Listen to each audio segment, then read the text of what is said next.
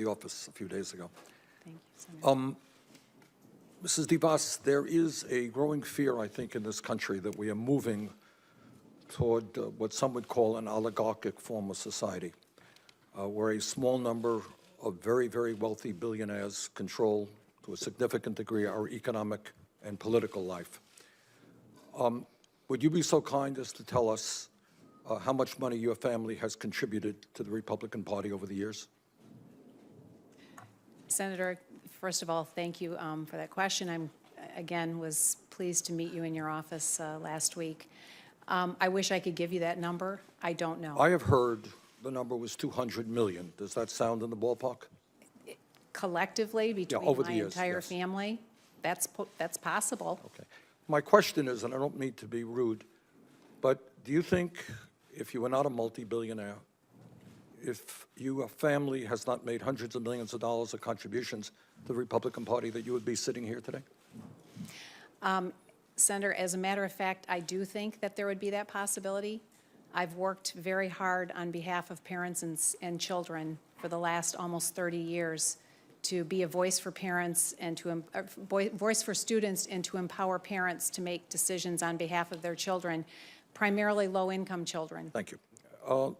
In your statement, your prepared statement, you say, and I quote, "Students should make informed choices about what type of education they want to pursue post-high school and have access to high-quality options." Some of us believe that we should make public colleges and universities tuition-free so that every young person in this country, regardless of income, does have that option. That's not the case today. Will you work with me and others to make public colleges and universities tuition-free through federal and state efforts? Well, Senator, I think that's a really interesting idea, and it's really great to consider and think about.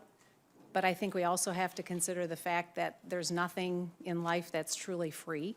Somebody's going to pay for it, and so. Yes, you're right.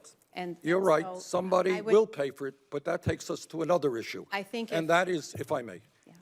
and that is, right now we have proposals in front of us to substantially lower tax breaks for billionaires in this country, while at the same time low-income kids can't afford to go to college. Do you think that makes sense?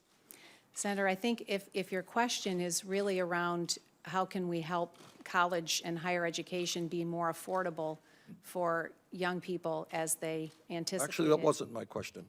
My question is, should we make public colleges and universities tuition-free so that every family in America, regardless of income, will have the ability to have their kids get a higher education? That was my question. Senator, I think we can work together, and we could work hard on making sure that college or higher education in some form is affordable for all young people that want to pursue it. And I would look forward to that opportunity if confirmed. Would you agree with me that if there is a mom watching this hearing who makes $30,000, $40,000 a year, single mom perhaps, who has to pay $10,000 or $15,000 a year for childcare for her daughter, that is a burden that is almost impossible to deal with?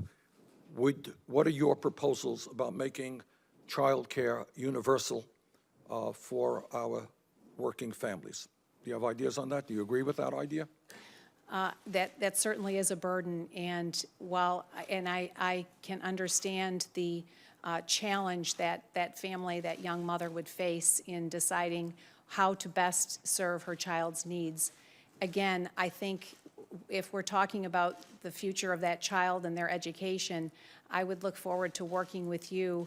I know we have common ground on a lot of things, and we could find ways to work together to ensure that that young mom's child will have a great opportunity for a great education in the future. There are countries around the world which do provide universal, very inexpensive or free childcare. Would you work with me in moving our government in that direction? Senator, again, I feel very strongly about the importance of young families having an opportunity for good child care for their children. I'm not sure that But it's that's not a part question of of an the education opportunity. department. It's a question of being able, very often my Republican friends talk about opportunity. But it's not a question of opportunity. It's a question of being able to afford it. How do we help somebody who's making $8 or $9 an hour at a time when we can't raise the minimum wage here because of Republican opposition? How do we make sure that those moms can get quality child care that they can afford? Well, I would look forward to helping that mom get a quality education for their child or their children so that they could look forward to a bright and hopeful future. Thank you very much.